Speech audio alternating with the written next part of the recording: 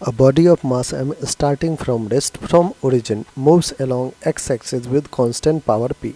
Calculate relation between velocity and distance. बच्चों power का formula क्या होता है? फोर्स डॉट वेलोसिटी होता है और फोर्स को हम लिख सकते हैं mass into acceleration into velocity. बच्चों एक्सेलरेशन को हम डी और डी एक्स के फॉर्म में, एक्सेलरेशन का आपने दो फॉर्मूला पढ़ा होगा। जब वेलोसिटी टाइम का फंक्शन हो तो एक्सेलरेशन होता है D V by D T, लेकिन अगर वेलोसिटी को आप रखना चाहते हो डिस्टेंस के फंक्शन के साथ, पोजीशन के साथ, तो एक्सेलरेशन होता है V D V by D X होता है। तो हमें यहाँ पे x को इन्वॉल्व करना है, डिस्टेंस को, तो हमने क्या किया, मास एक्सेलरेशन को लिखा v D V by D X into velocity v। So power will be M V square D V upon D X, यही होगा।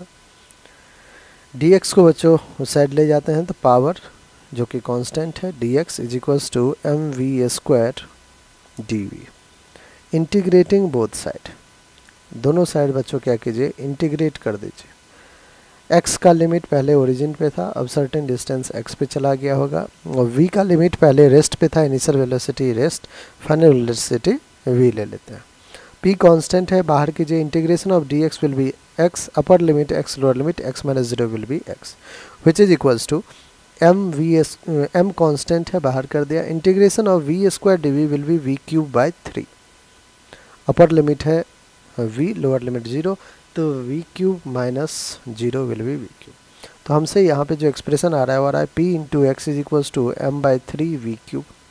p कांस्टेंट है, उसको इधर भेज दीजिए, x is equals to m upon 3p into V cube. अब देखिए mass constant है, p कांस्टेंट है, अब बच्चों लिख सकते हैं x is directly proportional to V cube. x क्या है, डायरेक्टली प्रोपोर्शनल है वी क्यूब का कौन सा रिलेशन, फोर्थ। ठीक है, फोर्थ हमारा बिल्कुल करेक्ट आंसर।